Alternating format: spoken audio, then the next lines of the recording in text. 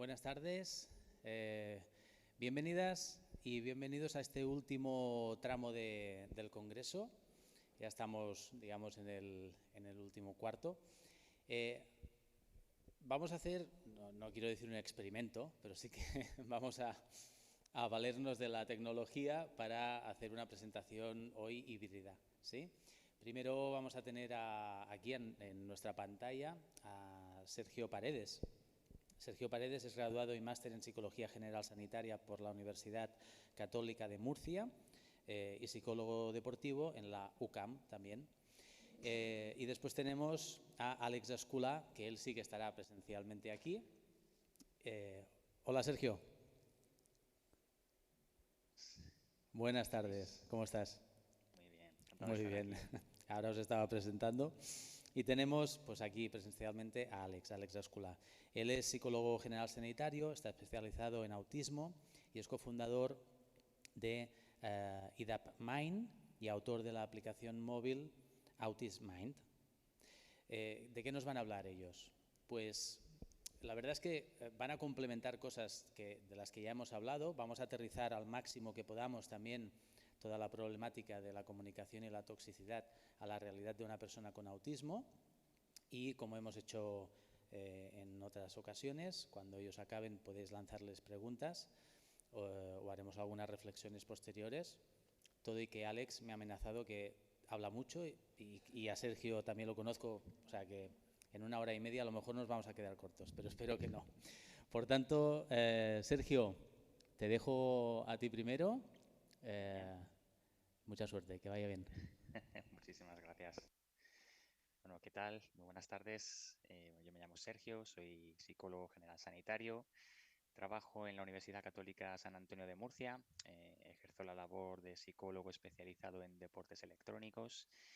Y bueno, ostento el dudoso honor de tal vez ser el único de los ponentes que expone a distancia, con lo cual me pido disculpas por no estar ahí, pero aparte de la labor que hago con el equipo, también doy clases aquí en la propia universidad y estamos en plena semana de evaluaciones, con lo cual me ha sido de verdad imposible poder estar allí físicamente.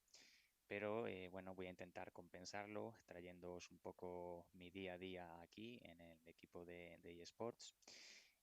Yo en general quería hablaros primeramente en mi parte de mi ponencia, que luego continuará Alex con su experiencia clínica en casos con TEA. Yo quería hablaros un poco de lo que me encuentro aquí, como he dicho, y se me ha ocurrido que podría ser interesante dar comienzo a mi ponencia contándoos una anécdota que me ocurrió hace unos pocos meses y creo que encaja bastante bien con lo que eh, estuvisteis comentando ayer, por ejemplo, lo que ha dicho ahora mismo Pere de la toxicidad. Esta foto que veis aquí en pantalla es nuestro paso por DreamHack, que es un evento que se organiza como un presencial en Valencia. Y esto es una cosa que a lo mejor cuando una persona piensa en videojuegos, sueña con algún día llegar a a un espectáculo deportivo donde tiene la oportunidad de conocer a su jugador, a su jugadora idealizada, tiene la oportunidad de estar y hacerse una foto con esa persona, tiene la oportunidad de hacer de público. Y cuando una persona piensa más en el sentido de ser un jugador y aspirar a esto, pues me encuentro normalmente que esto es como un sueño al que cualquier persona quiere llegar, pero cuando te conviertes en profesional se convierte más bien en una pesadilla. Jugar a los videojuegos, nosotros desde fuera lo entendemos como una experiencia que puede ser de ocio, o si nos metemos en términos psicológicos puede representar algo más, puede representar escapismo, por ejemplo. Y una persona que juega desde la tranquilidad de su hogar, pues disfruta un poco de la comodidad de ser libre, de empezar y terminar una sesión de partida. Conforme tú te profesionalizas en este sector, esa libertad se esfuma, porque profesionalizarse consiste sobre todo en tener que desplazarte continuamente, cambios de residencia habitualmente, incluso cambio de países, estar para arriba y para abajo, un trajín y viajes, como estos casos de eventos. Y normalmente la competición que celebramos en este caso en el equipo de League of Legends, que sé que sale en la foto, se basa en 2 jornadas de competición a la semana pero algunas veces el calendario se ajusta y se juegan más jornadas que esas dos. Entonces, esto es lo que conocemos nosotros como una Super Week, en la cual literalmente te juegas toda tu carrera o tu permanencia en la primera división regional en prácticamente una semana. Eso se traduce en que tienes que estar continuadamente haciendo reuniones, haciendo preparación de partidos. Eso significa que no tienes apenas tiempo de filtrar lo que ocurra entre partido y partido porque inmediatamente estás en un escenario, en un stage, enfrente de 1000 personas que van a gritar, que van a celebrar cada uno de tus actos, tanto para bien como para mal. Y esa experiencia, incluso para los jugadores profesionales, puede ser tanto un estímulo como una pesadilla, como ya he dicho, porque hay veces en las cuales eso no sale bien. Y esto fue exactamente lo que nos ocurrió a nosotros. Jugamos un fin de semana, 2 partidos seguidos, perdimos los dos.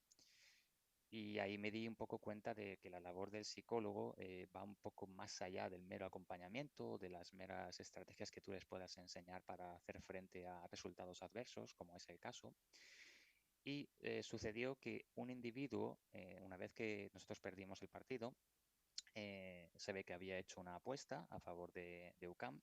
Como perdimos, pues se ve que ese individuo perdió dinero y tuvo la idea de expresar su enfado emitiendo un tuit en el que amenazaba de muerte a uno de nuestros jugadores, diciéndole que se había perdido por su culpa, que ojalá, bueno, una serie de descalificaciones de un tono muy extremo.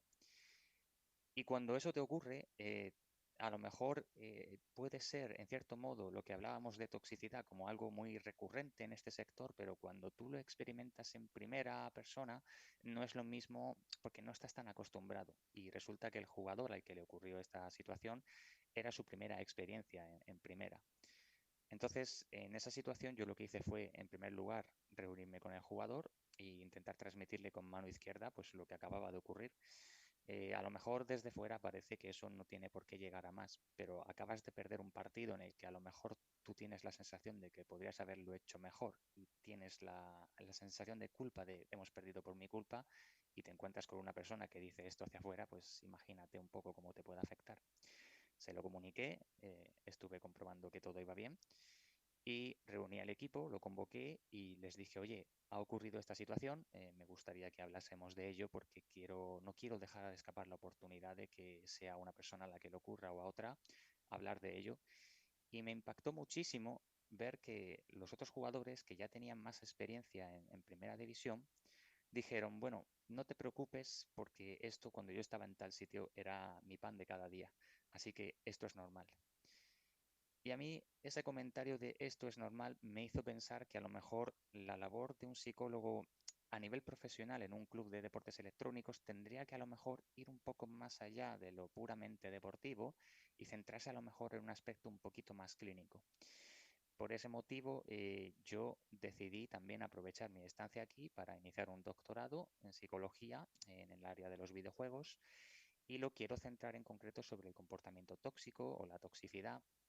Esto sé que ayer lo estuvisteis hablando, con lo cual no voy a ser repetitivo sobre este tema, pero básicamente, si yo tuviera que definirlo, diría que una de las ventajas o beneficios que te permiten los videojuegos es que es una plataforma que favorece en parte la socialización.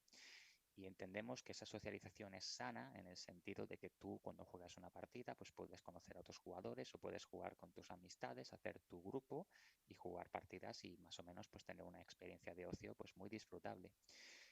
Todas esas desviaciones de lo que se considera una interacción social sana que pueden surgir dentro de los videojuegos se encabezan en un término paraguas que es la toxicidad o el comportamiento tóxico, donde las amenazas, los insultos, la discriminación, el racismo y una serie más de manifestaciones conductuales pues ocurren prácticamente cada día en el sector, tanto en la escena profesional como en la escena semiprofesional. Basta con pasarse o con jugar una partida online prácticamente en cualquier juego de hoy día que esté de moda para ver que esto es un hecho común en el día a día. Y entonces yo pensé en centrar mi investigación intentando ir un poquito más allá de eso y decir, oye, si una persona juega y se dedique exclusivamente o no a videojuegos, se expone continuamente a situaciones o a este tipo de episodios, ¿puede esto repercutir a nivel emocional en esta persona? Y la respuesta es que sí, pero al mismo tiempo la respuesta es que esto es un terreno que no está suficientemente explorado por parte de la literatura y esto encaja muy bien con una de las facilidades que tiene el sector, que es el poder explorarte en el ámbito académico. Este es un esquema básico que yo redacté el año pasado cuando empecé con mi tesis, intentando centrarme en cómo se puede hablar de toxicidad, distinguiendo las 4 figuras fundamentales de perpetrador, espectador, víctima y víctima-perpetrador. En el caso del espectador o del efecto espectador, entra en juego lo que acabo de comentar de qué pasa si esto te ocurre día a día, te vas a acabar acostumbrando, es normal. Esa normalización que aparece aquí en la pantalla es algo que a mí me parece muy preocupante. Os voy a poner un ejemplo. A lo mejor un chaval juega a un GTA y bueno, pues coge un coche en el juego y atropella a ciudadanos en el juego y todo eso ocurre a nivel virtual y a lo mejor por hacerlo pues obtiene o desbloquea un logro, una recompensa que le sirve dentro del juego y a lo mejor eso pues no se ve violento, se ve normal. ¿Os imagináis cómo sería si luego esto ocurriera en la vida real? Una persona coge un coche y simplemente atropella a cuantas personas se encuentre por delante y busca con ello obtener algún tipo de atención o fama. Con esto no quiero decir que los videojuegos sean malos, lo que quiero decir es que a lo mejor falta un poco más de formación o de información a la hora de ver qué se considera como un buen uso y un mal uso de los videojuegos. Dentro de la oportunidad que te da para socializar y metiéndonos en la toxicidad, yo distingo un claro componente, una consecuencia a nivel de rendimiento, que puede ser a nivel individual. Efectivamente, si ves que alguien se está metiendo contigo, pues a lo mejor en un caso leve dejas de tener interés por comunicarte, por seguir jugando, o en un caso de grupo, ¿qué pasa si tienes dentro del equipo pues a una persona que emite comportamientos tóxicos cuando todos los demás están pues un poco desmotivados? Esto también es una constante también aquí en el club a nivel profesional, por lo mismo que digo, existe muchísima demanda y muchísima necesidad de formar a jugadores a cualquier nivel, a nivel psicológico, para saber expresar sus emociones y canalizarlas de una manera lo más asertiva y adecuada posible, sin hacer daño a otros miembros del equipo que a lo mejor pasan por la misma situación que tú, pero no la expresan igual.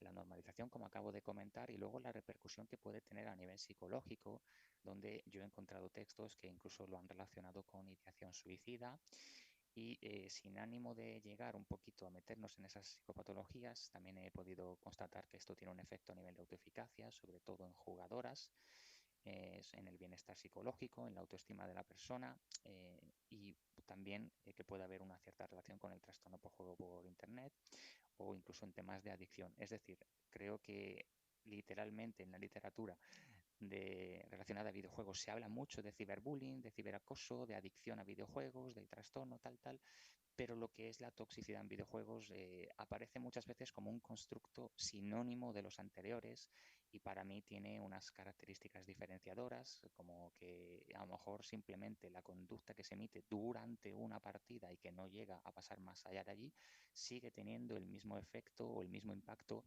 en la salud mental de un individuo que a lo mejor se expone a ese tipo de comportamientos de manera repetitiva y que a lo mejor una forma que tiene de poder afrontar ese tipo de situaciones es emitiendo ese tipo de conductas tóxicas como un mecanismo de defensa. Entonces, bueno, este es un poco el esquema de mi trabajo dentro de la tesis que estoy investigando actualmente, pero no es el único tema que me encuentro en mi día a día aquí. Entonces, yo lo que tuve en claro cuando ya empecé a hacer una aproximación un poquito más clínica es que yo principalmente vengo del mundo de la clínica tradicional, con lo cual tengo una experiencia en saber trabajar en temas de salud mental. El proceso es más o menos el mismo. Nosotros hacemos la apertura del expediente, hacemos una primera evaluación, donde básicamente yo le explico a ese jugador o a esa jugadora para qué estoy aquí, en qué le puedo ayudar. Y aquí me gustaría hacer un inciso refiriéndome a que esto no solamente es para los profesionales, sino también para los semiprofesionales. Es decir, si estamos hablando de profesionales que se dedican exclusivamente a esto, pues yo puedo entender que a lo mejor la información que se pueda dar ahí no sea representativa a lo que nosotros nos podemos encontrar luego en consulta. Pero a nivel semiprofesional sigo exactamente el mismo esquema que estoy aquí. Normalmente me gusta hacer una distinción que creo que es muy relevante entre ayudar al jugador y ayudar a la persona, porque cuando yo ayudo al jugador me meto en un tema más o menos de rendimiento deportivo en la competición. Ayudo al nick, al apodo que tiene ese jugador, a que gane sus partidas, a que rinda mejor, a que esté más concentrado, a que esté menos nervioso de cara a la competición. Pero fuera de ello me interesa conocer a la persona. ¿Cuál es tu nombre real? Porque yo creo que si tú ayudas a esa persona, acabas ayudando después al jugador. Y a lo mejor una persona que tiene la idea de triunfar en esto y que a lo mejor cree o tiene la concepción errónea de que para poder triunfar necesita dedicarle demasiadas horas, pues a lo mejor está cayendo en un error en el que está descuidando otra serie de actividades saludables y eso a lo mejor favorece al jugador pero no favorece a la persona y a medio plazo pues vamos a ver que va a tener una repercusión total en su rendimiento como jugador y ahí es cuando te van a decir no sé qué hacer y ahí es cuando tú vas a tener tu primer gancho para decir, no te preocupes, aquí estoy yo para enseñarte cómo te puedo ayudar. La forma que yo hago para presentarme sigue más o menos el esquema que yo tengo aquí. Yo les digo, como se ve aquí en el círculo, pone mente, cuerpo y acción. Y yo les digo lo siguiente, mira, un jugador, una jugadora tiene un componente mecánico, que es la acción, que es lo que coloquialmente se conoce como tener manos, que básicamente es cómo de buena es tu destreza o tu desempeño cuando tú estás jugando. Y bueno, hoy en día existen montones de programas y de rutinas de entrenamiento que cualquier jugador puede seguir y piensa que cuanto más tiempo le dedica a eso, pues más prospera a nivel de rendimiento. Luego me gusta ir a un segundo nivel y les digo, lo siguiente es el cuerpo, es decir, ¿cómo estás tú cuando estás jugando? Porque a lo mejor si tú pasas demasiadas horas jugando, a lo mejor tienes una postura corporal que no es la más adecuada, que hace que te canses antes, puede ser que tengas luego algún tipo de molestia en la muñeca, puede ser que tengas algún tipo de problema. Y normalmente intento centrarme mucho en esto porque es lo primero que los jugadores te van a reconocer. A lo mejor te van a decir que no necesitan ayuda psicológica o que creen que no les puedes ayudar, pero cuando vas identificando puntos en común con ellos, como por ejemplo, no te notas nervioso cuando tú estás jugando y no te gustaría aprender a controlar esos nervios cuando estás a punto de terminar una partida, ahí es mucho más fácil entrar. Y eso me sirve a mí para llegar al siguiente escalón, que es el aspecto mental. Cuando tú vas a jugar esa partida, ¿qué aspiras a conseguir? ¿Cómo te sientes? ¿Qué pasa si te vas a enfrentar a tal persona? Y ese tipo de pensamientos o ese tipo de frustración de hasta que no termine esto no voy a parar, va a afectarte a nivel corporal y va a afectarte a nivel mecánico, con lo cual no te hace falta ser un experto en videojuegos para ayudar al jugador desde el punto de vista de las acciones, sino con ser un experto en lo que ya conoces en la psicología, puedes hacer una adherencia al tratamiento y una alianza terapéutica centrándote en ese intercambio beneficioso.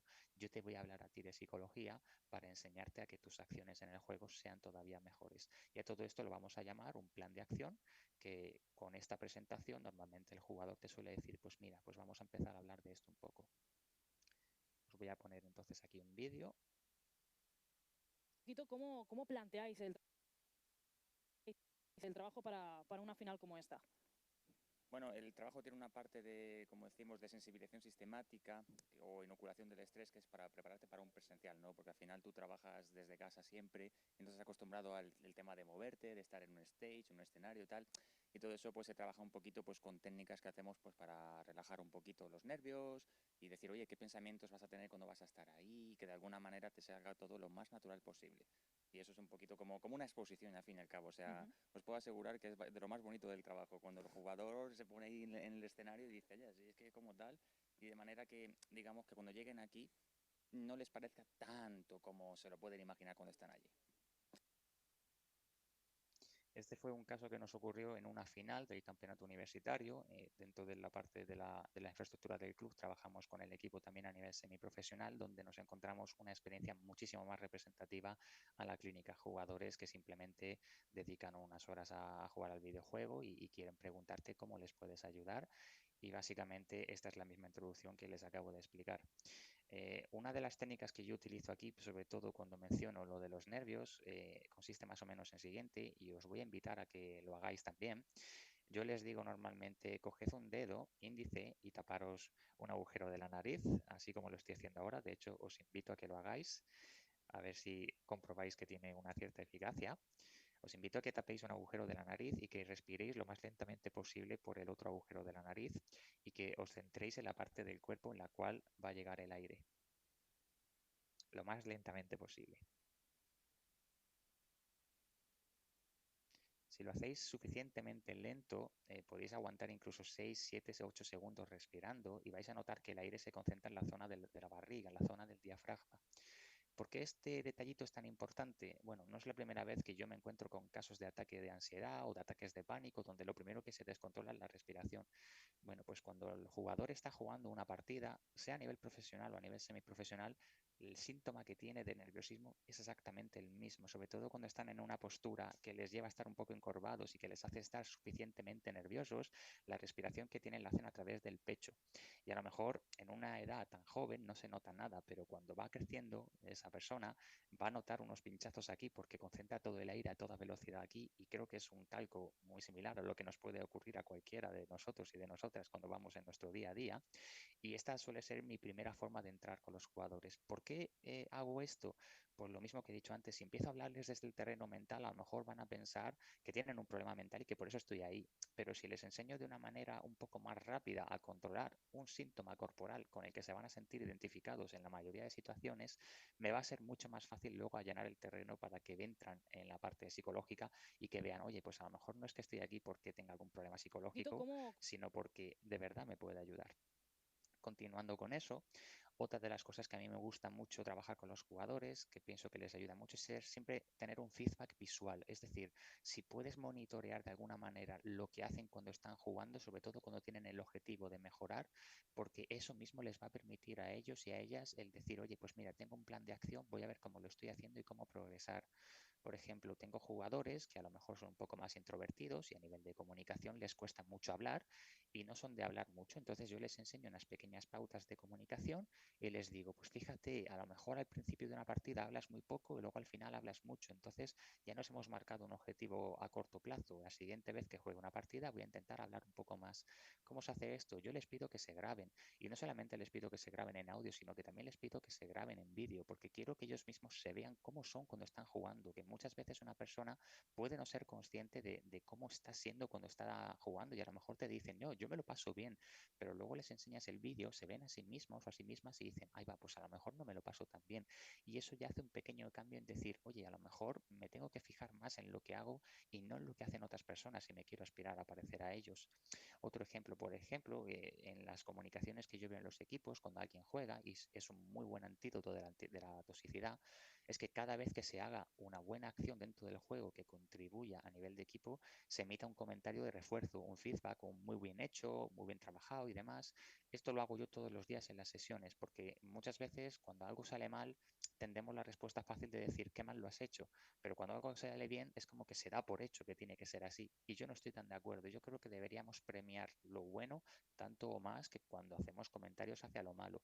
Y la forma que tengo de monitorearlo es exactamente igual. Te enseño cuántas veces he detectado en una partida que me has grabado, cuántas veces ha ocurrido algo satisfactorio y cuántas veces has hecho tú un refuerzo y te pongo el objetivo de que cada vez que ocurra algo bueno hagas un comentario en el chat o por voz diciendo, oye, pues esto lo has hecho muy bien y tú mismo vas a notar que tu experiencia de juego va a ser muchísimo más enriquecida si lo haces así, que no se limite solamente a un juego por resultados de ganar o perder, sino a un juego por rendimiento, de pasármelo bien y favorecer una motivación intrínseca en ese proceso.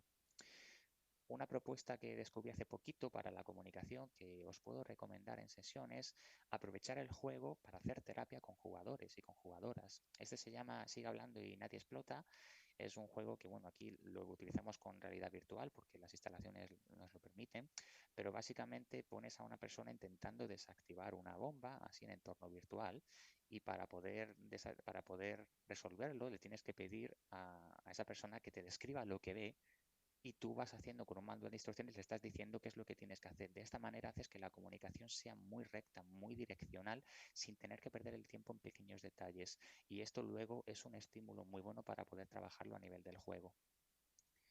Siguiendo con el material que tengo aquí, otra de las herramientas que recomiendo es que cuando una persona quiera proponerse un cambio es hacerle un contrato de cambio. Es decir, qué es lo que tú aspiras a hacer a nivel orientado al juego y a nivel personal para orientarlo al juego. Este es un ejemplo en inglés en el que yo le pedí al jugador que se comprometiera a firmar un contrato en el que tuviera que cuidar su parte física, su parte de descanso, de rutinas de sueño y que luego se centrara en otras áreas profesionales y que me lo firmase. Es una primera forma de toma de conciencia, de toma de contacto con los propósitos que te estás haciendo en el juego. Y poquito a poquito llegamos a mi parte favorita. que es decirle, oye, ¿a qué esperas tú a llegar? ¿Al fracaso o al éxito? Muchas veces yo les pregunto, ¿por qué juegas a videojuegos? Y lo que me suelen responder es, juego para ganar. Y yo les digo, bueno, es que tú estás jugando para ganar, pero no me estás diciendo por qué estás jugando, me estás contestando para qué juegas. Y muchas veces el tener un poco la distinción entre una cosa y otra es lo que yo trabajo desde el punto de la reestructuración cognitiva, y este es un ejemplo que me encuentro mucho en consulta. Oye, es que pierdo muchos partidos, y les digo, oye, bueno, si esto es verdad, si de verdad pierdes muchos partidos, ¿qué significa esto para ti? Y intentas un poquito llegar al fondo de la cuestión, y muchas veces vas a ver que la persona pasa del verbo hacer al verbo ser, y de perder muchos partidos, el pensamiento nuclear de todo ese malestar es yo no soy válido como jugador. Y entonces les hago la propuesta inversa, es decir, tú eres válido como jugador, justifícame por qué si eres válido por jugador y búscame la razón más sencilla que tengas y paso a paso veme explicando por qué los anteriores argumentos se pueden desmontar por sí solos. Cuando una persona toma conciencia de su situación y es capaz de darle la vuelta a nivel cognitivo, tiene un efecto tremendo a nivel corporal mucho más eficaz que si hicieras la técnica de la respiración que os acabo de mostrar. Esto es un esquema que trabajo yo habitualmente, que se hace una vez por semana con estos jugadores en sesiones de 45 minutos y más o menos os puedo asegurar que tanto a nivel amateur como a nivel profesional tienen un impacto fantástico. Os voy a dejar para terminar mi intervención un pequeño vídeo con el equipo profesional. We have been working with Sajid, our psychologist, that has been working with us for a long time, and he has been helping us a lot. So I think we're going to be real prepared for the relegations.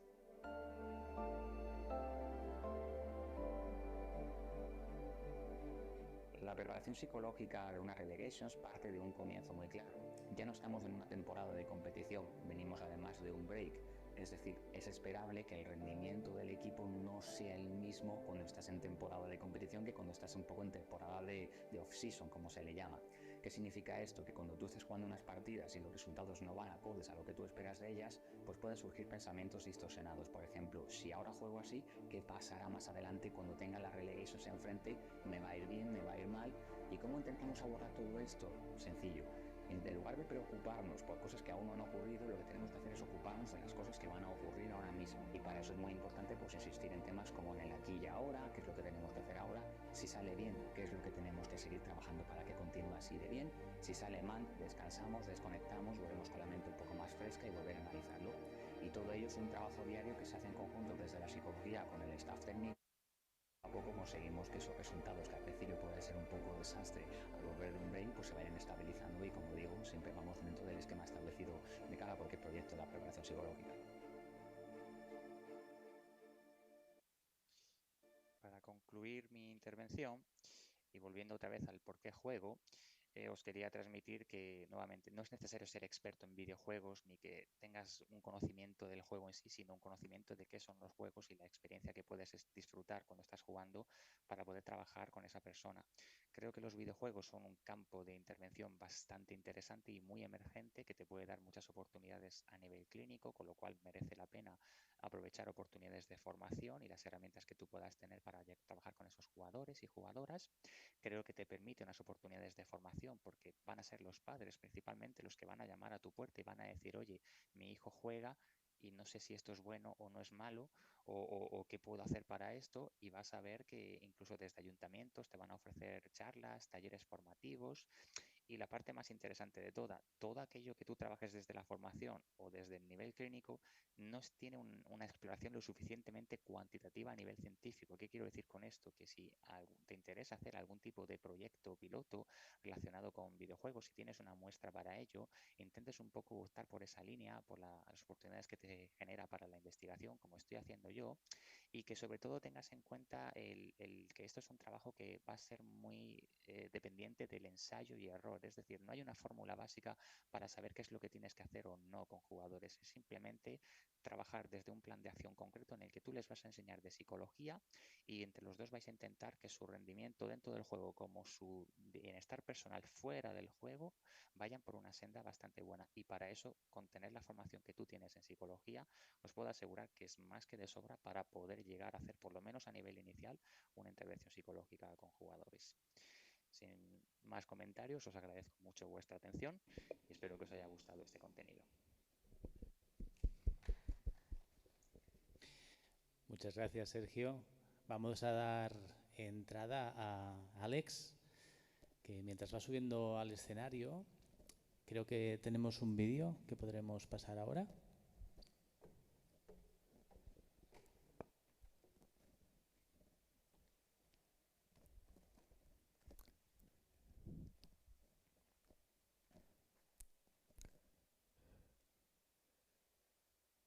Buenas tardes, voy probando el micro. Gracias, Sergio. Y aprovecho para dar las gracias también a Pera, a la organización, por invitarnos.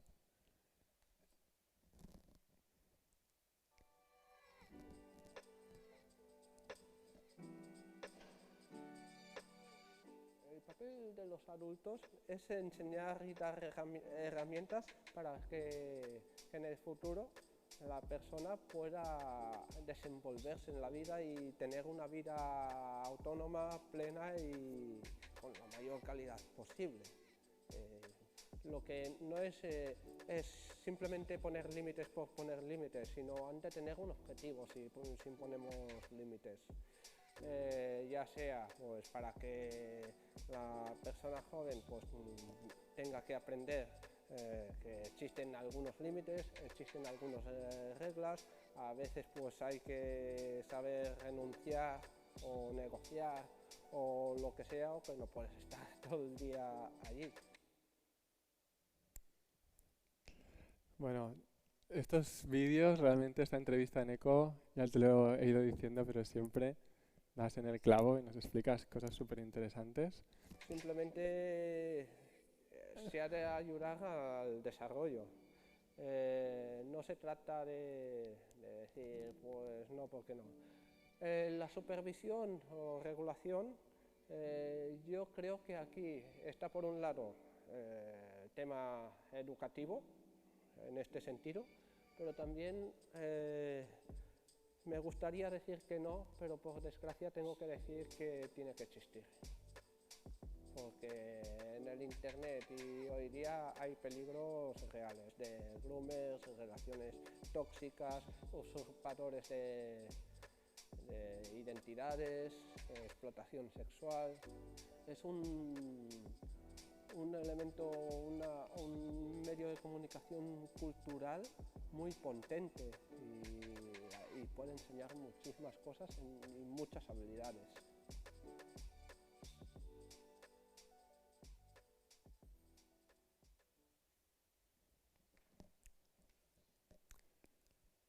Bueno, pues como decía, siempre unos apuntes que nos introducen en el tema. Yo soy Alex y, bueno, al principio con Sergio estuvimos pensando, ¿no?, ese factor que tenemos en común, ¿no?, de decir, bueno, pues cómo esa toxicidad, ¿no?, cómo la afrontamos cada uno, ¿no? Es un objetivo muy diferente, ¿no? Él trabaja con personas, con gamers para el alto rendimiento. Yo trabajo en la consulta con adolescentes que suelen venir, ¿no?, las demandas por problemas, ¿no?, relacionados con el uso de videojuegos. Y bueno, iremos encontrando cosas en común, pero es verdad que le decía también a Pera que de escuchar a tantas personas con diferentes perspectivas, ideas, pues al final también me apetece mucho, ¿no?, hacer un poco de puente hacia, de todo lo que se ha comentado, llevarlo al campo del autismo. Y además me hace especial ilusión porque yo me considero una persona que me han gustado mucho los videojuegos, he jugado mucho. No he llegado hasta el punto de todos los ponentes que hemos tenido de gamers, porque no he hecho esports, ¿no? Pero bueno, tengo ahí un pasado con los videojuegos y los sigo intentando preservar, aunque el tiempo ya es otra cosa. Y pues el conocimiento del autismo y el trabajar con personas autistas, pues creo que me permite intentar como mínimo hacer ese puente, ¿vale? Entonces, nada, tampoco me voy a entretener mucho, pero sí que para centrarlo ya un poco en el TEA, el estado del arte, pues tenemos algunos estudios, no muchos, pero sí que sabemos que hay mayor uso, ¿no?, de televisión, videojuegos en usuarios autistas. Pasan más horas jugando o mirando vídeos de videojuegos y, como hemos ido comentando también, no voy a entrar, pero hay bastante evidencia donde hay un mayor riesgo de adicción. ¿eh? Luego ya aquí el debate de si es causal, si no, qué es primero, que también me gustaría darle un poco una vuelta luego. En cambio, las personas con TEA dedican menos tiempo a las redes sociales comparado con las personas neurotípicas. Hay varios estudios con unas muestras grandes que también confirman lo mismo. Sí que en el género femenino, en cambio, sí que hay mayor incidencia de uso abusivo o uso problemático de las redes sociales respecto al género masculino, que dedica más tiempo a los videojuegos. Bueno, os pongo así varios estudios que creo que son relevantes. Este también, como se ha ido comentando, no se establece una asociación con mayor agresión por el número de horas que están jugando los usuarios con autismo, ni tampoco por el tipo de contenido, ¿vale? Sí que hay un pequeño aumento de las conductas agresivas cuando ya hay una adicción, que seguramente eso es lo que veremos luego, también porque va relacionado porque ya hay concurrencia con ansiedad, con otros problemas, ¿vale? Pero no por el hecho de jugar a videojuegos violentos hay más violencia, además, bueno, todo esto que se ha ido comentando también nos lo dicen los estudios. Y este es uno muy pequeñito, pero que se hizo aquí en Mataró, y es una muestra pequeña, pero a nivel descriptivo me gusta, porque bueno, hay esa preferencia por los RPGs, los juegos de role-playing, ¿no? Los de acción, de aventura. Y una cosa muy importante que creo que tenemos que ir fijándonos es ¿por qué juegan, ¿no? Esto es una pregunta que también ha ido saliendo, hay varias teorías y la bibliografía a veces es contradictoria, pero sí que también vamos viendo que hay una parte muy importante, lo habéis ido diciendo, de conexión social, de buscar esa parte de sociabilidad, ¿vale? Esta es Maika Mazurek, que es una también investigadora americana que también se ha centrado mucho en este tipo de estudios y coincide, ¿no?, que las personas con autismo adultas, el principal motivo de interacción en redes sociales y chats a través de juegos y todo es la búsqueda de conexión social.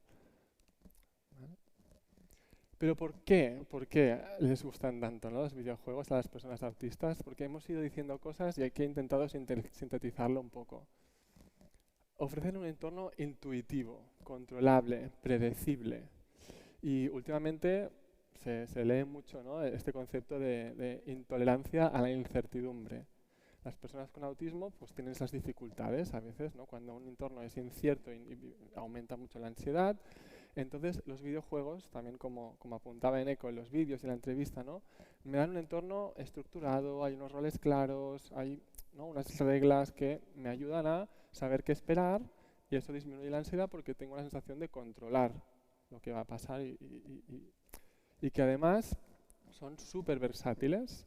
Podemos encontrar muchísimos juegos de diferentes tipos, según tus gustos, según tus intereses, según si te gusta jugar solo, si te gusta jugar con más personas, si te gustan los magos o los trenes, ¿vale? Hay muchas posibilidades y cada vez más adaptables.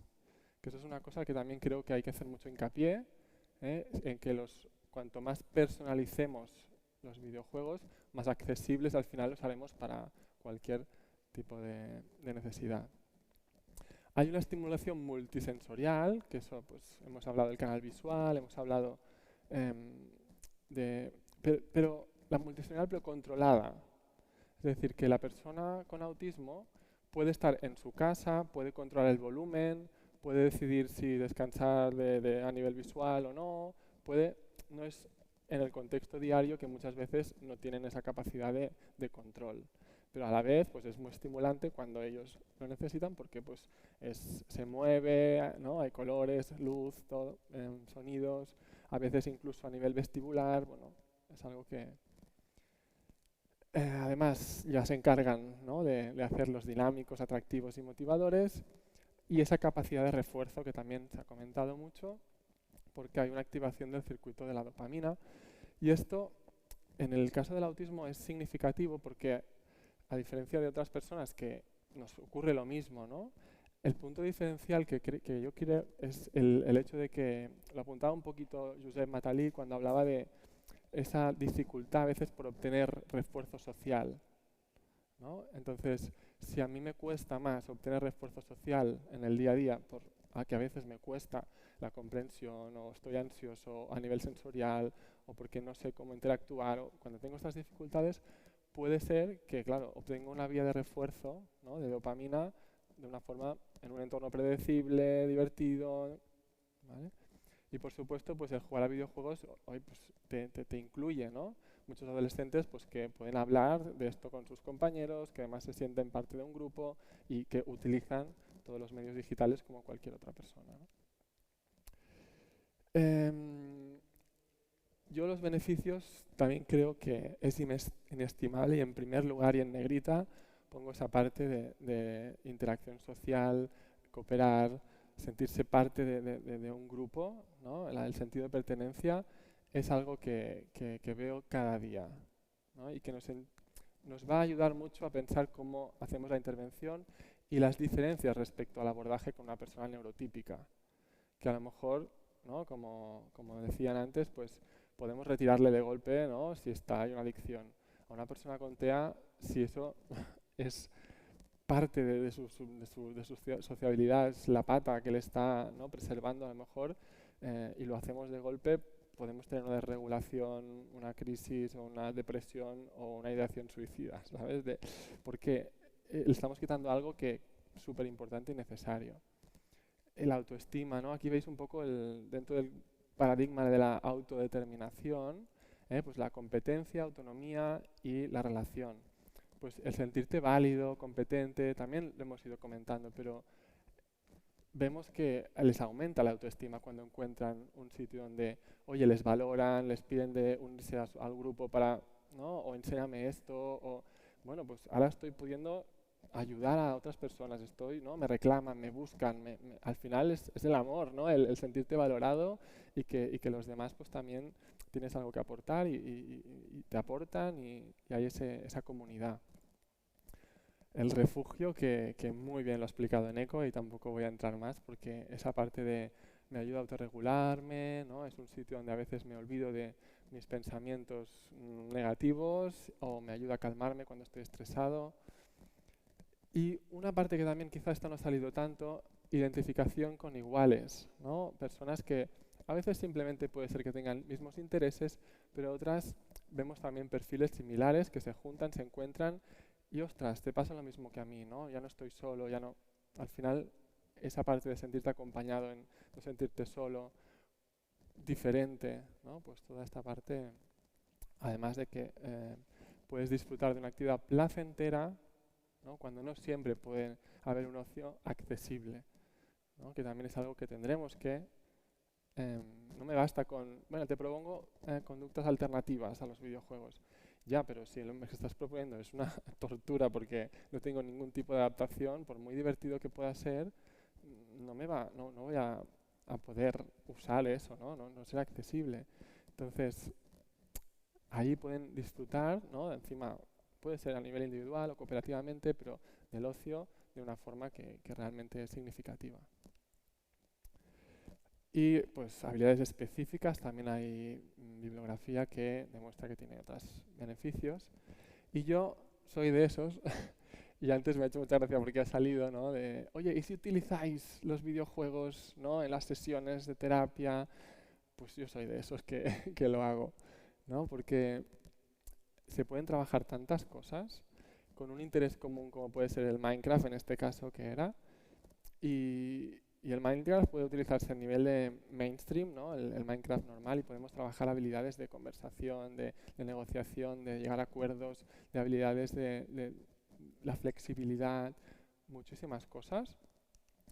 Pero también es que encima tenemos herramientas como el Minecraft Educational, que sí que se habló, y si aún vamos allá tenemos herramientas específicas, ¿vale?, como Outcraft, que es un servidor específico para personas autistas, ¿vale?, que tiene algunas adaptaciones con personas voluntarias que median para que las interacciones allí pues sean más seguras, las propuestas sean cooperativas, haya la toxicidad que pueden encontrar en otras partes esté mucho más controlada, ¿vale? Entonces, por no hablar también se han mencionado estos conceptos cuando ya hablamos de serious games, ¿no?, que son videojuegos que ya se crean con un propósito didáctico, educativo o terapéutico. Y os decía antes, más de 1.700 aplicaciones para autismo. Entonces la clave va a ser cómo navegamos con toda esa información y cómo seleccionamos qué aplicaciones para cada persona. Entonces para mí es súper importante poder hacer una evaluación y tener en cuenta pues, qué usuario tenemos delante, en qué contexto está, qué necesidades tiene, qué objetivos. Y a partir de ahí ya buscaremos qué recurso tecnológico nos puede servir o qué videojuego nos va a ayudar, ¿vale? Pero mi punto de vista es intentar cambiar más esa pregunta, no por el diagnóstico vamos a poder elegir un recurso, ¿no? Sino por la persona que tengamos delante, que puede haber algunos que tienen más opciones de configuración, ¿no? Que nos van a ayudar a poder adaptarlo para las necesidades de una persona con autismo o discapacidad intelectual. Pues sí, es que los hay muchos, pero va a depender de qué queramos trabajar, va a depender pues, de los recursos económicos que tengan, va a depender de los intereses, ¿vale? Y como tenemos tanta variabilidad, si hacemos esa evaluación previa, es cuando luego encontramos un recurso que funciona. Porque si no, estoy hartísimo de ver ay, pues me han dicho una aplicación muy chula, la probamos y resulta que a lo mejor le estás dando una aplicación a una persona que tiene dificultades a nivel motor y la aplicación está súper chula, pero no hemos pensado que a nivel motor va a tener dificultades, eso va a generar una frustración tremenda y hemos quemado un cartucho, ¿no? Y además puede ser iatrogénico, ¿no? Incluso. Entonces la evaluación previa antes de probar cualquier tipo de recurso es muy importante. Así, a nivel, nuestro patrocinador de Orange tiene unos cursos, si queréis mirarlo, se llama Orange Digital Center, son gratuitos, son online y ofrecen todos estos recursos de tecnología y autismo, ¿vale? Aplicaciones por áreas, para trabajar aprendizajes, lectoescritura, para trabajar todos los temas de autonomía, por ejemplo, o cómo favorecer comunicación, socialización, con listados de recursos que os van a venir súper bien y que se pueden adaptar porque priorizamos siempre los que son más configurables y más personalizables a diferentes necesidades, como por ejemplo, ¿no? Dentro del autismo pues sabemos que muchas personas también tienen discapacidad intelectual asociada, pues también encontraréis recursos, ¿vale? Ahí os lo dejo como... Y bueno, hoy sí que me tocaba un poco centrarnos en todos los riesgos, ¿no? Y los peligros, pero quería decir también que yo soy un aférrimo y defiendo los videojuegos como una herramienta muy, muy positiva, con mucho potencial.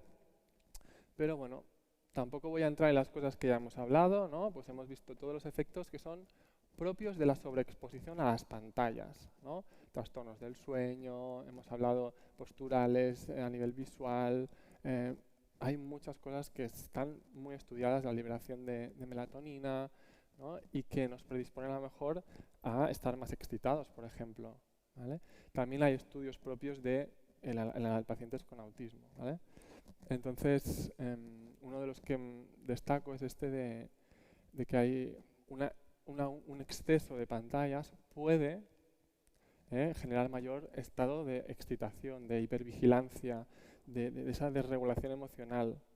Pero digo puede porque va a depender tanto del tipo de contenido, de la intensidad, de cómo me exponga yo a esas pantallas. Lo hemos dicho también, no es lo mismo estar un niño solo de una edad determinada jugando a un juego súper adictivo, ¿no? Tipo el Brawl Stars, que un chico más mayor jugando con su padre al FIFA. El nivel de intensidad ¿no? O la pasividad respecto al videojuego, hay muchos factores que nos van a decir un poco pues, el grado de las consecuencias que puede haber de eso. Y hay que tenerlo muy, muy, muy presente, ¿vale? Pero ya os digo, no entro tanto por aquí. Sí que hay un punto de la habituación a la violencia que comentaba Sergio y creo que es simplemente mencionar, no tanto por el hecho de que puedan ser agresivos, que esto ya hemos visto que no es así, ¿no? Al menos lo que nos dice la investigación, pero sí que hay una normalización, una habituación, y luego de cara a tolerar o incluso ellos a usar, ¿no? Lenguaje agresivo o esto, pues no lo ven a veces como un problema, porque oye, es que aquí todo el mundo habla así, yo también hablo así, no siempre son conscientes de lo que están diciendo, ¿no? Y por otra parte, os enseño en este vídeo que es que cada vez es verdad que los videojuegos son más realistas. este era un poco de decirme si parece un videojuego o... Pero es un videojuego. El impacto emocional que puede tener matar a alguien con este nivel de realismo, yo al principio tuve que mirarlo bien en plan, ¿en serio? Esto no es una cámara, no es una grabación, ¿no? Pues claro, pues no, es un videojuego. Entonces esto ya, las consecuencias que pueda llegar a tener, ya la iremos viendo, pero que ahí está también esa habituación, normalización, desensibilización a la violencia, a la muerte, a la sangre. Entonces, hay los problemas relacionados con la propia condición autista que nos encontramos también con todo el tema del uso de videojuegos. También os voy a poner algunas ideas, pero el hecho de que a veces no entender esas normas sociales, por ejemplo las normas de etiqueta, ¿no?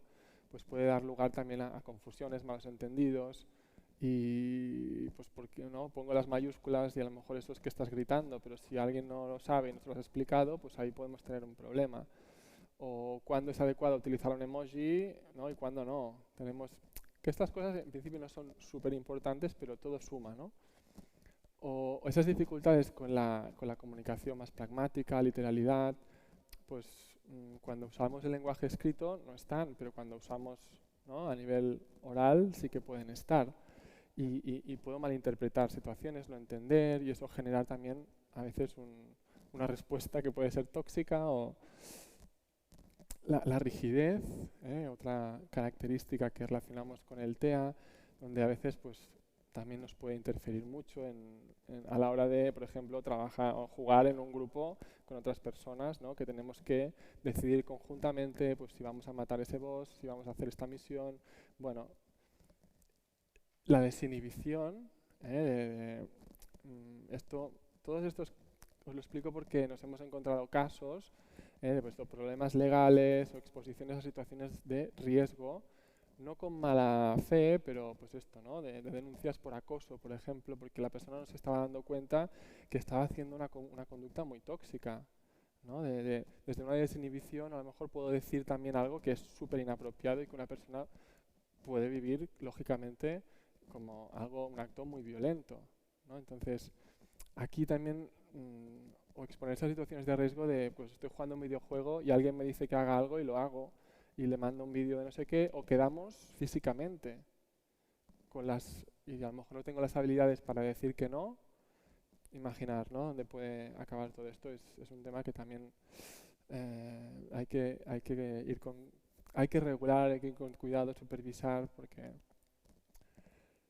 Y ahora ya vamos al tema de la adicción, que también como he escuchado muchas cosas y me gustaría también aportar mi granito de arena, porque se ha dicho, ¿no?, el aislamiento, el abuso y la adicción. Sí que partimos de, esto creo que ya lo hemos expuesto varios ponentes, ¿no?, que hay una mayor tendencia, hay mayor riesgo a desarrollar una adicción en personas autistas, ¿vale? Ahora, lo que no sabemos, y me he sentido muy identificado con Josep Matalí cuando decía, pero a ver, ¿qué va primero? Bueno, hay muchas dudas por resolver todavía, ¿vale? Yo sí que también me gusta diferenciar entre el abuso y la adicción, y luego lo explicaré bien, porque bueno, para mí también la intervención es diferente, ¿no?, y tiene implicaciones diferentes. Entonces, a veces puede haber un abuso, pero puede ser por un motivo concreto, puede ser pasajero, puede no tener unas consecuencias realmente a nivel de interferencia en el día a día o a nivel de bienestar subjetivo, ¿no? Pues, y claro, abuso para una persona pues pueden ser 8 horas, pero aquí muchos gamers nos están explicando que juegan 14 horas.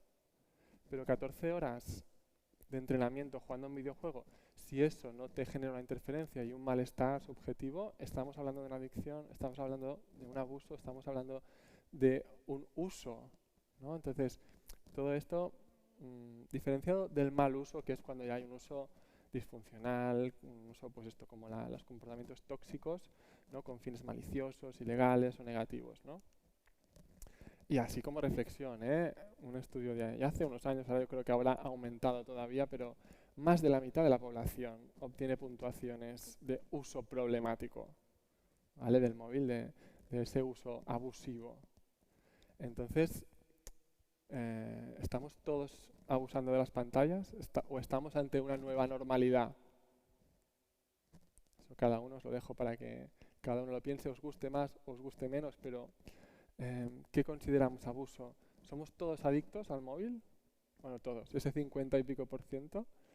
¿Somos dependientes? ¿Estamos abusando? Bueno, son todos estos conceptos que hay que clarificar porque como tal no existe todavía el diagnóstico, ¿eh? Hemos hablado mucho Internet Gaming Disorder, pero si yo juego a un juego en mi casa sin Internet,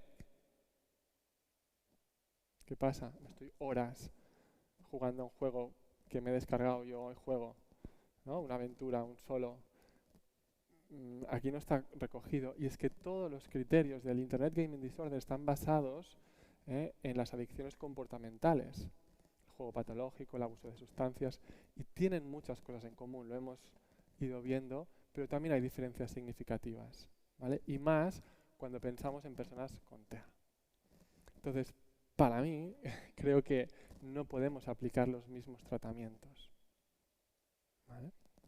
Y ahora intentaré pues explicaros por qué, también desde mi experiencia, y aquí sí que también quiero hacer la diferencia, porque incluso a nivel de bibliografía encontramos investigaciones contradictorias en muchas cosas, y al final pues también ese granito es desde mi experiencia clínica, desde lo que me encuentro cada día, de lo que veo que funciona, poderos transmitir algunas ideas.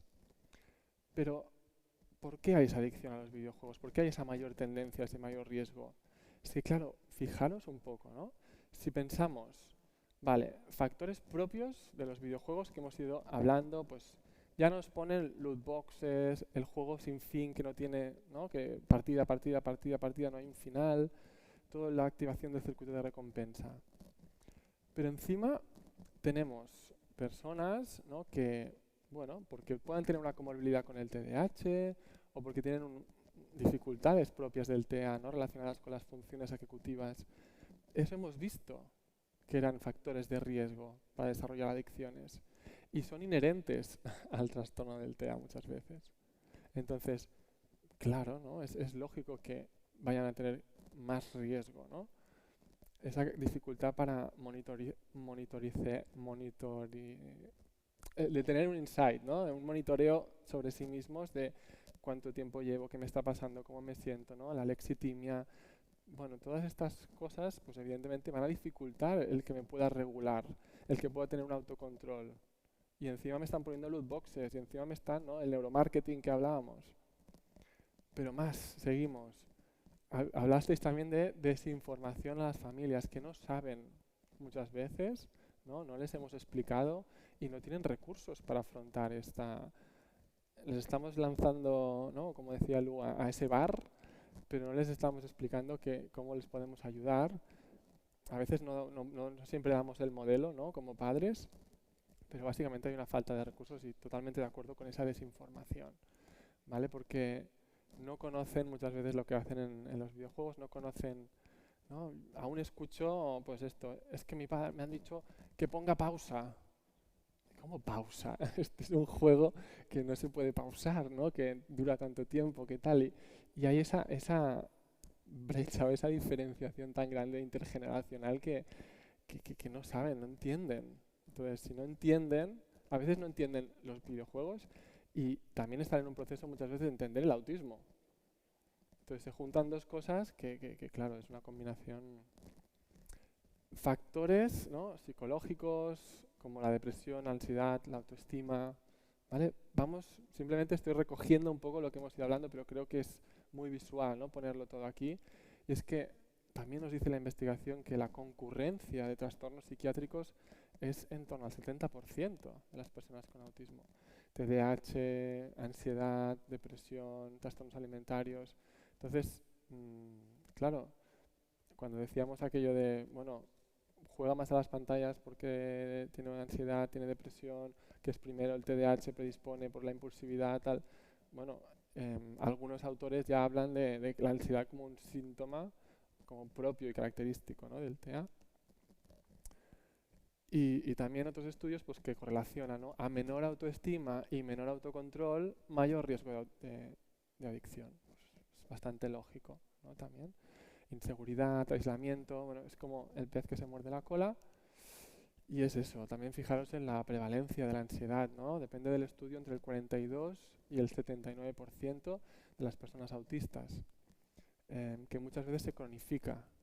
Y encima lo que hemos visto es que hay mayor cantidad de estímulos que resultan ansiógenos, que las reacciones ante esa ansiedad son más severas y que necesitan más tiempo para volver a un estado de regulación y de calma.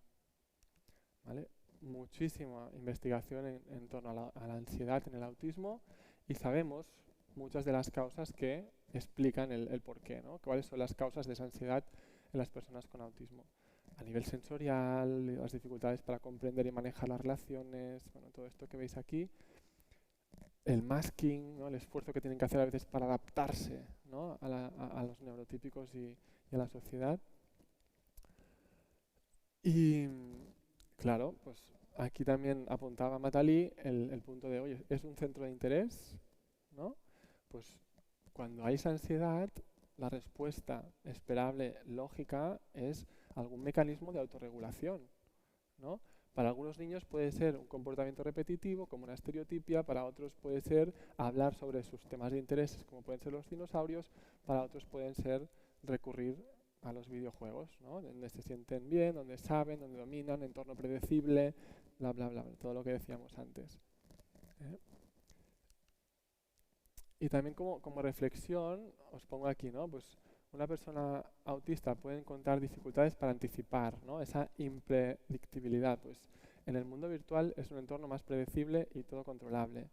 Tiene dificultades a veces para comprender, para interactuar, para expresarse y comunicarse. Allí hay la ausencia de interacción persona a persona, ¿no?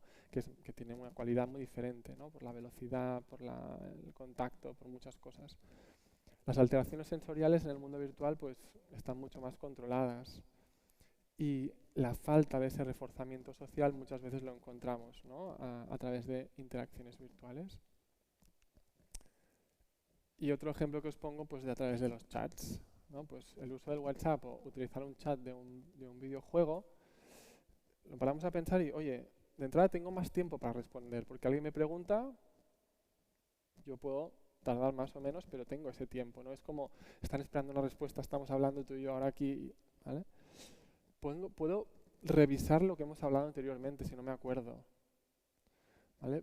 Puedo utilizar esa conversación por chat desde mi entorno seguro, ¿no? Desde mi zona de confort, en casa. No hay esa parte no verbal, ni tampoco los elementos paralingüísticos del tono, de la prosodia, volumen, velocidad. Y bueno, pues además me siento pues como parte de un grupo, si estoy en un chat, en un grupo de WhatsApp, ¿no? Puedo pedir ayuda. Oye, mira que me han preguntado, no sé qué contestar, ¿tú qué te dirías? ¿Vale? Cosas que en el día a día en una conversación no puedes hacer. Eso no quita que, aunque en los chats puedan haber también muchas malinterpretaciones, sobre todo por el hecho de no tener en cuenta el contexto. De hecho, la comprensión lectora a veces puede ocurrir, ¿no? Y aquí os pongo esta foto de un juego, de Supercell, ¿no? Que tiene varios juegos, donde pues en el centro donde estoy en IDAP tenemos un clan, ¿vale? Esto también a nivel de apunte, siempre autorizaciones y todo, porque si no, pues te pueden decir, oye, el psicólogo le ha enviado a mi hijo una invitación de amistad a un menor, ¿no? Bueno, hay que entender muy bien qué estamos haciendo, por qué estamos haciéndolo. Y aquí, pues, en un chat donde hay una supervisión, donde podemos darles un espacio porque en este chat, no sé si se lee, no creo, pero bueno, pues habla un chico que le han expulsado del chat de su clase. Entonces, el tener un sitio al que volver, ¿no? Hay que estar ahí, que le acogemos, que podemos, es un juego donde hay que colaborar. Ahora te ayudo, ahora te envío tropas, ahora te pido un favor, ahora, ¿vale? Se pueden hacer muchas cosas y después le animas también. Oye, pues venga, ¿lo habéis arreglado? ¿Qué habéis hecho? Es intentar ayudarle desde su elemento, ¿no? Al final, desde lo que mejor controla.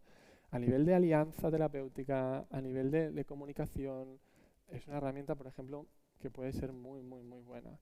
Ahora, implica que el psicólogo ¿no? Pues se meta en el juego, lo conozca, bueno, todo lo que íbamos diciendo, hablemos su lenguaje, ¿no? O por ejemplo, aquí muchos errores en el chat de, pues hago una broma, pero no pongo jajajaja o no pongo el emoji y la gente no entiende que estás bromeando. Pues este tipo de cosas se puede ayudarles in situ. Ay, oye, mira, creo que estás haciendo una broma, pero no, pues creo que si no pones algo así no se va a entender. Pues todas estas cosas. Pero seguimos, ¿no? Hay un momento vital. Hemos visto que la adolescencia, per se, es un momento complicado a nivel de... Bueno, hay un mayor riesgo, ¿no? de adicción. Pensar a nivel cerebral, a nivel psicológico, todos los cambios, la búsqueda de identidad, somos más lábiles a nivel emocional, la inseguridad de no saber quién soy, de me comparo, de todo. Ahí son víctimas mucho más fáciles a veces de todo lo que encuentran ahí, todos los peligros de internet, todo, ¿vale? Y en general están tilteados todo el día, ¿no? Los adolescentes y factores sociales, ¿vale? También hemos visto que soledad, aislamiento, experiencias de bullying o ciberbullying, cómo eso también aumenta, ¿eh? Y sabemos qué pasa más en el TEA. 4 veces mayor, ¿vale? En personas con TEA hay más bullying y ciberbullying. Mayor incidencia en adolescentes que tienen mejores competencias cognitivas y adaptativas, es decir, menores necesidades de soporte, ¿eh? Y las manifestaciones son similares entre las personas con TEA, pero tienen un mayor impacto y mayor permanencia en el tiempo en las personas autistas. Ansiedad, síntomas depresivos, miedo, fracaso escolar, trastornos alimentarios. Os he puesto aquí las más significativas, pero hay muchas más, ¿no? Y las personas con TEA son más susceptibles de convertirse en esas víctimas de bullying o ciberbullying. Y aquí la siguiente reflexión que os he ido anticipando, ¿no? ¿Qué es primero? ¿No? El huevo o la gallina. Factores psicosociales como esto, ¿no? El aislamiento, el estar deprimido, ansioso, nos llevan al uso cada vez más intenso de videojuegos, o por culpa del uso de videojuegos nos vamos aislando, podemos desarrollar una depresión, no sé si alguien tiene la respuesta. Yo sí que tengo esa mi hipótesis, ¿no? Que es simplemente eso, y os lo comparto desde mi experiencia, porque tampoco tengo la duda, y me ha gustado mucho que Judith Matalí también lo planteara así, ¿no? De decir, bueno, que hay cosas que todavía no sabemos y que necesitamos investigar, ¿no? Y cuando ya hay patología dual, todo se complica mucho. Pero yo lo que sí que veo a veces, y esto, ¿no? de encontrármelo en la práctica clínica, es que características del TEA pues muchas veces llevan a esas dificultades psicosociales, ¿no? Porque no tengo ciertas habilidades, porque entonces me quedo, ¿no? Que me dejan de lado, bueno. Y eso, muchas veces hay personas que encuentran en los videojuegos una forma de, lo que decíamos, de socializar, de sentirse, ¿no? válidos a nivel de autoestima, de divertirse.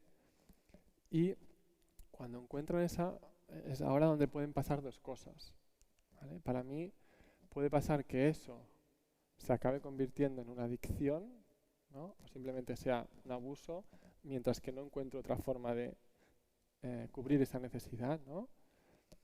O puede ser que simplemente sea un uso funcional y adaptativo, aunque quizás sea mayor número de horas del que a lo mejor consideramos normal, ¿vale? Porque, y siempre aquí va muy bien comparar con los gamers, ¿no? Es decir, si estás adaptado, si estás en un empleo, si eres feliz con lo que estás haciendo y juegas 14 horas, ¿quién somos para decir que eso es patológico, ¿no? Entonces, ¿de qué dependerá una cosa? Pues yo creo que es un factor muy importante, es esa regulación, esos apoyos, esa supervisión, esa educación, ¿vale? Que si la podemos hacer antes, pues, ¿no? Y acompañarlos, y esto noto muchísimo la diferencia. Yo ahora llevo 15 años ya trabajando en la clínica y hay casos que bueno, pues hemos ido siguiendo, ¿no?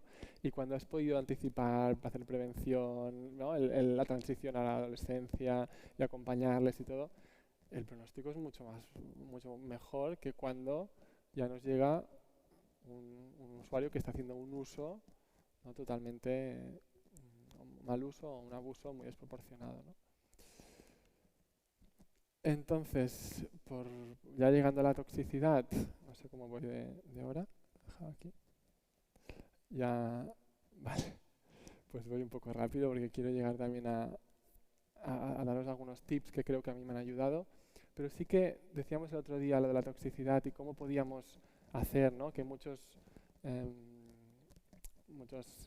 fabricantes de videojuegos y todo pues les preocupa y todo, pero hay un punto que no tenemos que verlo como una tirita, es decir, vale, si solo me centro en la conducta tóxica, estoy poniendo una tirita y es que no funciona, porque vemos que encuentra la manera de hacerlo de otra forma. Entonces, ¿por qué alguien actúa de una manera tóxica? ¿Vale? Esto es una pregunta que tendremos que entender y que de cada investigación creo que cambia muchísimo, porque hay muchísimas explicaciones diferentes. Yo puedo tener un día fatal y sí, como decía aquí la Lourdes, ¿no?, pues vertedero, y ahí pues saco todo mi odio contra el primero que pase, pero puede ser una situación muy diferente y ahora os pongo unos ejemplos. Hay una serie de técnicas que podemos utilizar para ayudarles, y lo bueno de esta diapositiva es que sirve tanto para personas que pueden emitir conductas tóxicas como para gestionar las que los reciben, ¿vale? Una persona con autismo que reciba, ¿no?, o que un hater le diga puede afectarle muchísimo, y a veces podemos intentar pues trabajar desde el insight de qué ha pasado, por qué crees que ha pasado, el locus de control, qué parte es responsabilidad tuya, qué parte no lo es, porque tú no podías hacer nada, darle técnicas de regulación para que eso le afecte menos, ¿no?, y pueda, ¿vale? O, bueno, todas estas técnicas conductuales, que algunas coincidimos con Sergio, y os pongo este ejemplo de bueno, el vídeo ya lo veremos, pero de reestructuración cognitiva, que sí que me interesa como ejemplo. Esto sería un ejemplo de la parte de psicoeducación. A veces explicar por qué no es más fácil, ¿no?, cuando hay un anonimato, pues poder decir ciertas cosas. Es un vídeo de Orange que ya lo veréis, ¿no?, donde comentan y cuando viene la persona de lo que han comentado, dices, ostras, no hubiera dicho lo que he dicho, ¿no? Pero a veces me encuentro personas que el anonimato les gusta porque no tengo que entrar a explicar mi vida, no quiero hacer eso. Yo quiero jugar, pasármelo bien, estar ahí, no quiero que me preguntes, ¿no?, como esa invasión de mi espacio personal, de mi burbuja. Otras les gusta porque pueden crear un personaje nuevo, pueden o ser ellos mismos, como también se ha dicho mucho, o pues ser pues el más fuerte, el más valiente, el más no sé qué. O otros quieren ser anónimos por miedo al rechazo, ¿vale? Uy, no, como sepan que soy autista o como sepan de estar, me van a rechazar, como me ha pasado en el cole. Entonces, os pongo estos ejemplos porque depende mucho de cada usuario y tendremos que mirar un poco tras diagnóstico, ¿no? El TEA a veces no me dice nada de cómo intervenir y cómo ayudar para conductas tóxicas o para conductas de adicción, ¿vale? Bueno, el vídeo. Y os ponía el ejemplo basado en el apoyo conductual positivo y el análisis funcional de la conducta, ¿vale? Pues un streamer con miles de seguidores recibe un comentario despectivo en YouTube, ¿no? Pues todo lo que haces es basura, juegas de puto culo, no entiendo cómo la gente puede mirar esta... Vale. Esto es la conducta, es lo que ha dicho, ¿no? Pero cuando a veces intentamos entender qué ha pasado antes, cuando rascas y exploras, a lo mejor resulta que este chico ha publicado 5 vídeos, no ha tenido nada de éxito, nadie le ha seguido y tenemos que trabajar desde qué es la envidia. O sea, aquí la toxicidad viene por a lo mejor un sentimiento de envidia, ¿no? O lo que busca es una reacción del otro, la atención cuando el otro le conteste, o qué pasa si le ignora, qué pasa. Analizar todo esto va bien, pero es muy diferente de Juan, por ejemplo, que está jugando al LOL, está creando un equipo para una misión, y cuando un tanque se ofrece a acompañarlos, Juan le contesta, ¿pero estás ciego o qué? Pírate a molestar a tu abuela. Entonces tú aquí podrías decir, vale, la conducta es tóxica, no es agresiva, pero luego cuando lo hablamos en sesión, ¿vale?, yo empiezo a veces a trabajar mucho con ese apoyo visual, ¿vale? Entonces, vale, ¿tú has pensado, qué has pensado? Venga, pues somos 5 y nos falta un sanador. ¿Alguien se une? ¿Vale? y ha pensado que el otro le va a decir, voy a vacilarles un rato y digo, pues yo vengo. Entonces ya tenemos un tanque, así que lo único que quiere es tocar los cojones, ¿vale? Esto es literal lo que pasó, como diciendo, he cambiado algunas cosas, pero la interpretación de esta persona era que como estaba ofreciéndose y ya tenían un tanque y él debía saber que los tanques solo hay uno, es necesario uno para esa misión y todo, entonces lo tenía que hacer para molestar seguro. O sea, hay una mala lectura de lo que está pasando y entonces la respuesta, ¿vale?, me genera enfado y le respondo de forma agresiva. Entonces analizamos pues qué pensamientos, qué conductas pues son más asertivas, más agresivas, más pasivas, ¿vale? Y buscamos alternativas, ¿eh? Porque a lo mejor pues quiero ir a la misión, ha pensado quiero ir a la misión, no, simplemente ir a un noob, ¿no? un novato que no tiene ni idea de que en ese grupo solo falta un sanador y te lo ha dicho desde el desconocimiento, ¿vale? Entonces, ¿cómo le podrías decir que no? Pero hay que entender lo que está pasando, porque si simplemente te quedas con la conducta tóxica que ha hecho y no el por qué, puede haber un sesgo ahí muy grande, ¿vale? Bueno, voy un poco rápido, pero no quiero pasarme demasiado. Ya lo último es, vale, pues ¿qué podemos hacer, ¿no? También es desde la prevención, hemos hablado mucho. Me gustó mucho lo que dijiste, Neko, también de crear también esos contextos seguros, ¿no?, para cubrir las necesidades básicas como la socialización, la validación. Todos tenemos derecho y necesitamos, ¿no?, sentirnos que podemos participar activamente en la comunidad, ¿no?, acceder al empleo, ser autónomos.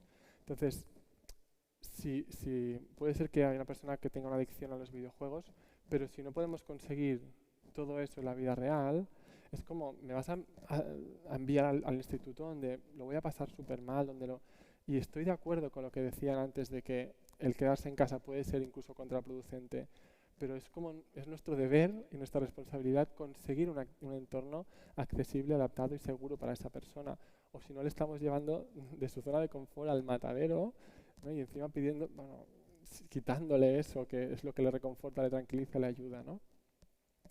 Entonces, más que prohibir, bueno, vamos a establecer una buena relación. Vamos a ver cómo el objetivo debería ser el uso adecuado, ¿vale? Y aquí tenéis pues todas cosas que son muy de sentido común, pero la desinformación a las familias, a los centros escolares, a cualquier facilitador, esa psicoeducación a los usuarios, ¿no?, autistas. Bueno, todo esto que hemos ido comentando es muy importante. Y una de las maneras que también ha salido, insisto muchísimo, juega con ellos. Tanto vosotros como terapeutas como los padres y familiares. Tenemos que entenderles, tenemos que entender de qué va. Tenemos que entender que si pues una partida de Brawl Stars dura unos 2 minutos y como le cortes el wifi a la mitad, y se va a cabrear mucho. Pero es que si tú no sabes que está jugando a eso y todo son pantallas y todo esto, pues ahí claro, no sabes cómo. Y además a nivel de interés, de involucración, como profesionales también, ¿no?, de entender, porque se sienten muchas veces totalmente, ¿no?, juzgados, nadie me entiende, me ven como el friki de los videojuegos que no hace nada en todo el día y tal.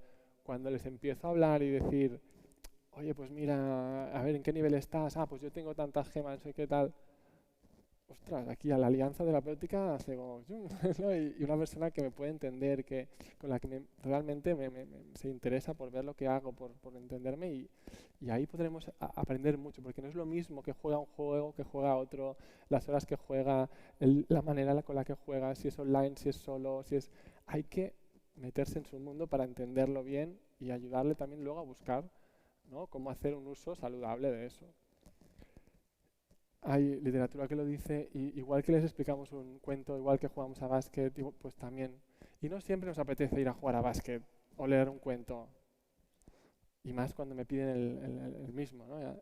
Yo ya, y la tercera hija, que ya tengo 3, cuando es el mismo cuento que me han pedido la otra vez, pues no me apetece, pero lo haces porque sabes que es importante.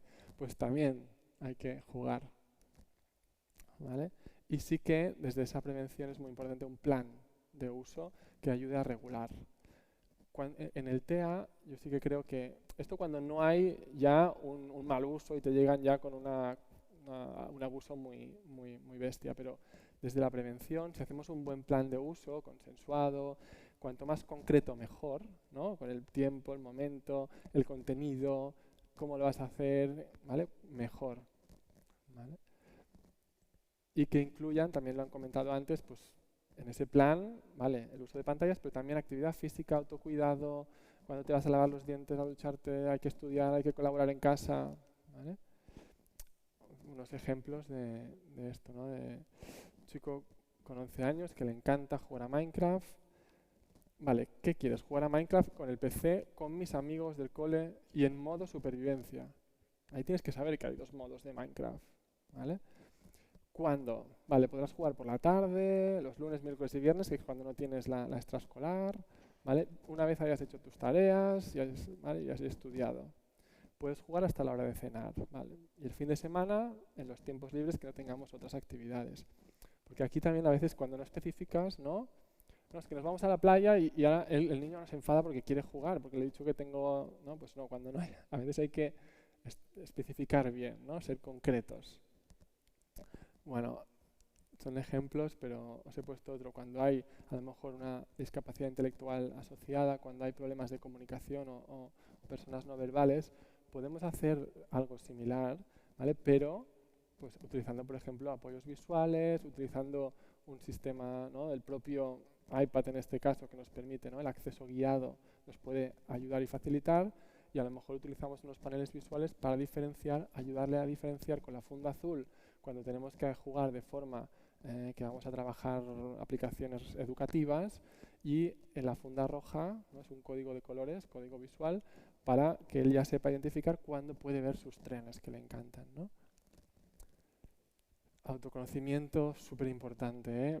Decían antes, más que el límite, venga y te controlo y no hagas esto, no, hay que ayudarles a entender, ¿no? Y esto que te aporta, y por qué juegas a los videojuegos, y qué función estás cubriendo, y cómo te sientes cuando te pasa esto, y te ayuda, te sientes mejor después de jugar, o en este juego sí, en este juego no, qué te pone nervioso de este juego. Todo esto es, al final, la clave para que ellos mismos puedan hacer algunos cambios, ¿vale?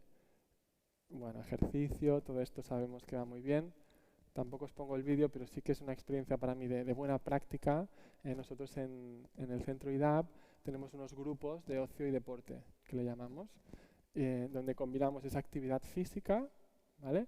con el ocio, y grupos de adolescentes con autismo donde se pueden identificar con otros iguales, con intereses similares, y a veces, pues depende del grupo, el ejercicio es limitado. Hacemos un 21 o hacemos un partido de ping-pong. Otros a lo mejor más, ¿vale? Pero os pongo aquí un trocito. El tema, bueno, no, la música no hace falta, pero vienen súper contentos. Algunos que incluso no salían de casa, pero al grupo sí que querían venir, ¿vale? Y ellos mismos también tenemos como esos testimonios de decir, bueno, es que en casa para estar jugando, pues en vez de hacerlos cada 15 días, poderlos hacerlos cada semana, ¿no? Se sienten a gusto, les proveemos un entorno adaptado a sus necesidades. Pues a lo mejor algunos grupos pueden venir a las 5, pero otros a las 4 cuando no hay nadie en el parque. Unos más reducidos, otros más grandes, con personas, ¿no? Que se puedan entender. Cogemos algunos jugadores del Fortnite, ¿qué hacemos? Oye, pues hacemos Nerf Guns de estas, ¿no? Que es como, ¿te gusta el shooter? Y si lo llevamos al mundo, ¿vale? Podemos hacer eso cuando llueve, lo hacemos así. O por ejemplo, juegos como el Among Us, pues también se pueden jugar en la vida real. Y algún día también hemos quedado todos a jugar a un videojuego y hemos hecho, ¿vale? No es excluyente, pero ya salimos de casa, hacemos actividades, a veces hacemos cosas diferentes, y el efecto que están teniendo a nivel de todo, de autoestima, de incluso el rendimiento escolar, incluso, bueno, empezamos haciendo un grupo hace 2 años y tenemos más de 8 ahora, diferentes edades y tipos, porque está funcionando muy bien, ¿vale? También así muy rápido, también lo hemos dicho, pero mayor control y supervisión, y luego vamos dando poco a poco libertad. Porque muchas veces se hace al revés. Les damos libertad y cuando vienen los problemas, no, pues ahora empiezo a poner normas y restricciones y todo. Si lo hacemos bien, despacito, al revés, nos vamos asegurando con ese modelo, con ese hablar con ellos, de que están haciendo un buen uso, ¿vale? Y hay herramientas de supervisión como el tiempo de uso, ¿vale? Cada uno, en función de la persona, llegaremos a unos acuerdos. Porque a alguien le tendremos que decir que no puedes aceptar a amigos desconocidos y otro sí. O otro necesitará que, no que sé, que yo te apruebe la descarga de un juego, ¿sabes? Vale, ya a nivel de reparación únicamente decir esto y con esto acabo. El tratamiento, cuando ya llegan, ¿no?, con un uso muy problemático o esto, pues a veces nos tenemos que apoyar, ¿no? Como centro privado no podemos siempre tener los recursos para gestionar, por ejemplo, situaciones conductuales, ¿no?, complicadas o de desregulación. Sobre todo tampoco porque no podemos pedirles a los padres que gestionen eso, ¿no?, en su casa y necesitaremos tratamiento farmacológico o apoyos de las unidades, ¿no?, como la que explicaban antes, de tratamientos más focalizados también en la conducta adictiva. Pero si los validamos, entendemos, escuchamos, nos metemos en su mundo, en su juego, creamos una buena alianza, desde ahí se puede construir muchísimo. Yo algunos he empezado hablando por WhatsApp, de estos que no, a lo mejor no salían de casa, nos hemos creado un avatar juntos y a lo mejor le he pedido que me ayuden a enseñarle ese juego a otra persona, ¿no? O sea, intentar a ver cómo podemos llegar a ellos y poco a poco, sin prohibir, intentar ir introduciendo cambios, ¿no? El apoyo, la activación conductual, pero que puede ser incluso dentro de los videojuegos, ¿vale? Bueno, y esta es la última diapositiva, que me he acordado de un caso que creo que refleja muy bien una cosa que ha salido y es importante. Este era un chico que tenía el perfil que decíais antes de, ¿cómo lo habíais llamado? De que le gustaba tenerlo todo acabado, ¿no? Y sí, perfeccionista, pero le habéis llamado de otra manera. Bueno, que es esa sensación bastante común, ¿no? A veces de decir, pues oye, yo cuando empiezo una cosa tengo que acabarla y tengo que hacerla bien. Esto puede ser un rasgo de la condición TEA, ¿no? Ahora bien, en este chico pasaba que claro, eso generaba mucha interferencia porque podía saltarse un examen porque estaba jugando y no había acabado esa misión, tener problemas con los padres porque no se iba a cenar, porque, bueno, mil historias, ¿no?, que eso estaba generando mucha interferencia. Ahora bien, es una característica del TEA y creo que también podemos intentar encontrar un recurso que respete, porque eso es algo que no tiene por qué cambiar esa persona. Es perfeccionista, le gusta acabar lo que empieza. Entonces, la solución que encontramos era, desde ese insight, si tú sabes que no puedes parar, ¿no?, que no vas a dejar una cosa a medias, tendremos que pensar cuándo puedes empezar, elegir bien el momento, ¿no? Y si eres consciente de eso, cambió radicalmente y sin exigirle que él cambiara su forma de ser, porque eso tiene cosas muy buenas, el no dejar las cosas a medias, ¿no? Mucha gente empieza cosas y no las acaba. Pues una característica que puede estar relacionada con el TEA es eso, es el no puedo parar hasta que está acabado, hasta que me he conseguido lo que me proponía. Pues oye, si cambiamos cosas en el contexto, cambiamos esto, podemos conseguir que tú sigas siendo tú mismo y estés a gusto con la forma de que tú eres, pero que eso no te interfiera en tu día a día, ¿vale? Al final es una herramienta, los videojuegos, y los podemos utilizar y sacarle buen partido, o si no lo hacemos, si no regulamos, es cuando un cuchillo puede ser también una arma mortal. Muchas gracias. Alex ha materializado su amenaza y ha hablado muchísimo. No, pero tenemos a Sergio otra vez en la pantalla. Alex, muchas gracias, Sergio. ¿Alguna pregunta, alguna aportación antes de pasar a la última? A mí me gustaría remarcar tres aspectos. El primero creo que es que, aunque nos damos cuenta de que falta bastante luz, ahora hemos visto algunos ejemplos de herramientas, tanto en el mundo neurotípico como en el mundo autista, para que las personas que nos dedicamos a atención a los jóvenes y a las personas que están jugando, pues podamos desarrollar nuestra tarea como psicólogos. Ahora hablo más del área que me implica a mí, que es la psicología, pero que quizá me doy cuenta que en todo el congreso hemos hablado muy poco, aunque lo haremos mañana para las familias, de cómo gestionar, porque me he sentido muy identificado en algunos aspectos, sobre cómo gestionar mis emociones como padre cuando veo a mi hijo o a mi hija, en este caso con un móvil. Entonces, aquí sí que creo que también tenemos trabajo los psicólogos, porque cuando estamos en nuestra intervención, pues nos desprendemos bastante de la parte emocional, pero cuando son nuestros propios hijos nos cuesta más. Y que vamos a tener que invertir bastante energía a nivel terapéutico para salir de nuestro ámbito, que es la mesa y las 2 sillas en el despacho, para hacer cosas tan válidas como hemos visto en los ejemplos tanto de Sergio como de ti, Alex.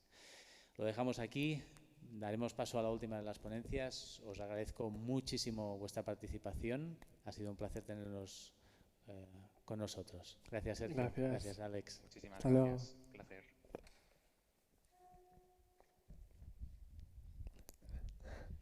Dos minutos y empezamos la última.